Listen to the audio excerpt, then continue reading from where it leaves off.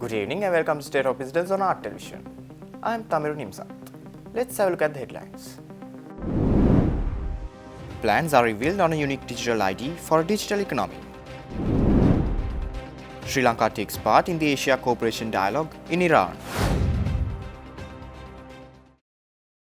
News in detail. The State Minister of Technology, Minister Kanka Herath, said that the Cabinet approval has been received to implement a unique digital ID in order to set the foundation for the digitization of the economy, connecting private sector institutes with the public sector. The Minister also noted that the government is also in the process of drafting a Cybersecurity Act before the end of this year. The State Minister said this speaking at the panel discussion at the DigiCon Global Investment Summit held in Colombo recently. We talk about corruption, to reduce the corruption, to increase the efficiency of the government services. We should focus mainly on digitalization of the government. We have started many projects. We have started DPIs and digital public goods as well, and we are planning to implement more digital public goods in the government sector.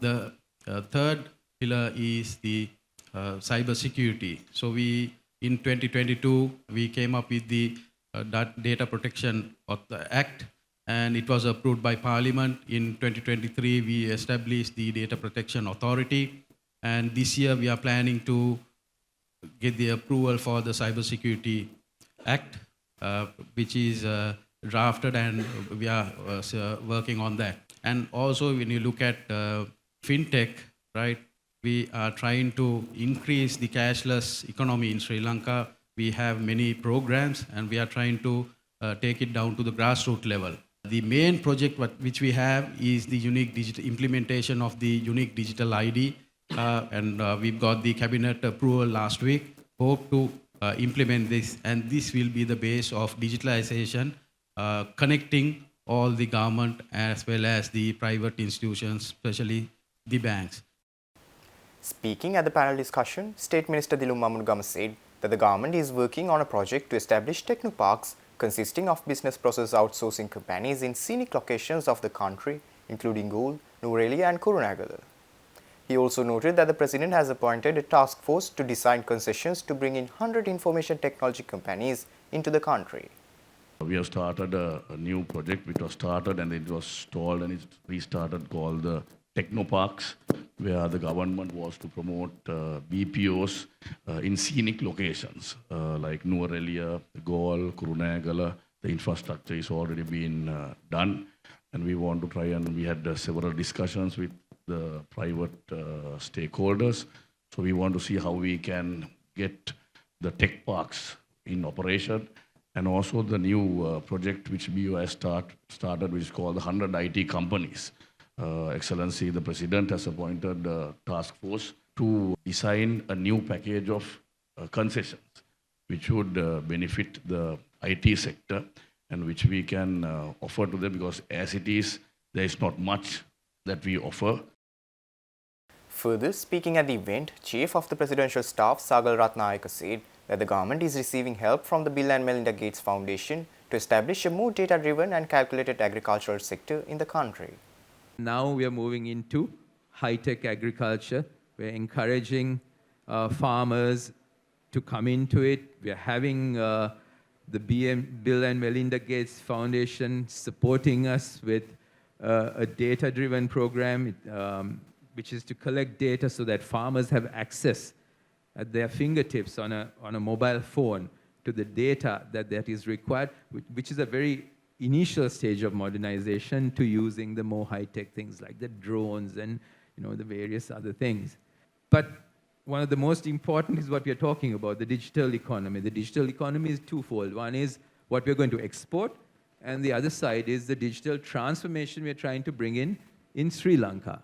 That is, the export industry has been fairly solid in Sri Lanka. It just needs to be promoted and assisted with what the minister talked about, the concessions, the various incentives that help you to get it moving, and the training ground that is required. But it's a digital transformation which actually is going to be very key to Sri Lanka, and that is what we've been struggling with for a while.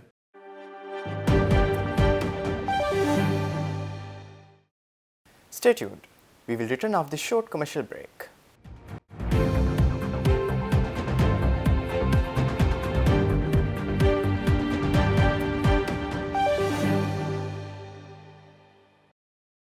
Welcome back after the break. The State Minister of Foreign Affairs, Tarak Surya, led the Sri Lankan delegation to the 19th meeting of the Ministers of Foreign Affairs of the Member States of the Asia Cooperation Dialogue held in Iran on Monday. The 19th ministerial meeting was inaugurated by Dr. Ali Bagheri, the Acting Minister of Foreign Affairs of Iran. In a statement, State Minister Surya expressed Sri Lanka's commitment to working with ACD member states to enhance trade relations, investment opportunities, and economic integration. He further noted that the establishment of free trade agreements and regional economic partnerships will pave the way for a more prosperous and resilient Asia.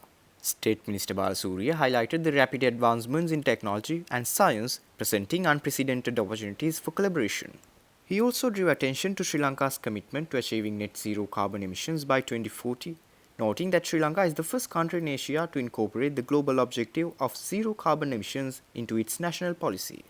On the sidelines of the ministerial meeting, State Minister Surya also held bilateral discussions with Andrei Rudenko, Deputy Minister of Foreign Affairs of the Russian Federation, and discussed his visit to Moscow.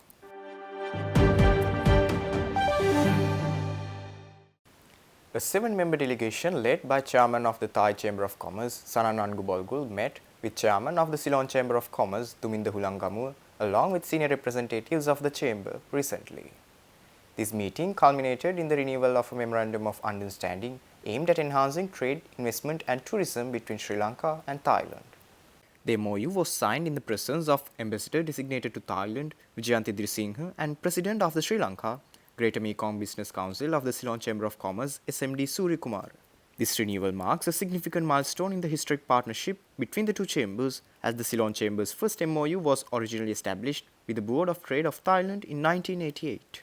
Angubolgul expressed his enthusiasm about the renewed collaboration, emphasizing the potential to leverage the Ceylon Chamber's position as Sri Lanka's leading business chamber to foster bilateral trade ties. Hulangamur echoed these sentiments, stressing the importance of facilitating great exchange of ideas, technology and commerce between the two countries.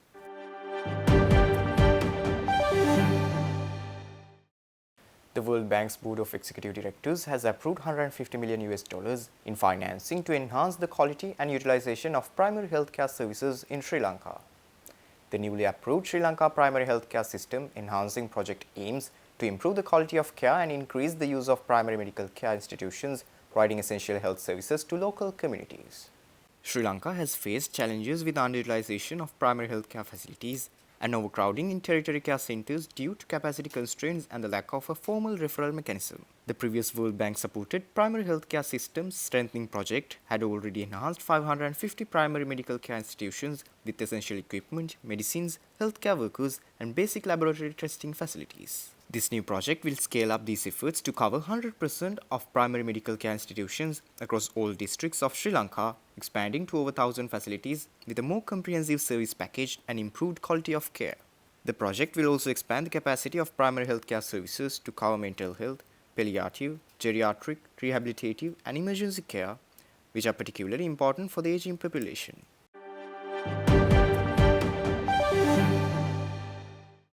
Stay tuned for the stock update.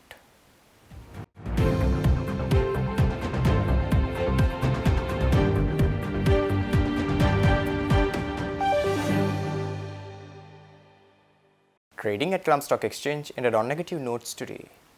The All Share Price Index dropped 12.19 points to close at 12,261.22 and the S&P SL20 dropped 0.8 points to close at 3,628.63.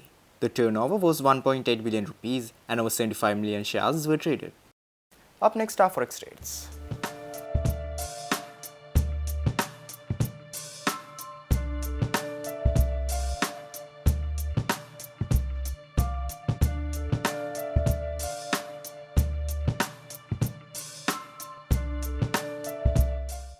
That's all our news for today. For this and more, subscribe to our channel on YouTube and follow us on Facebook. Take care and good night.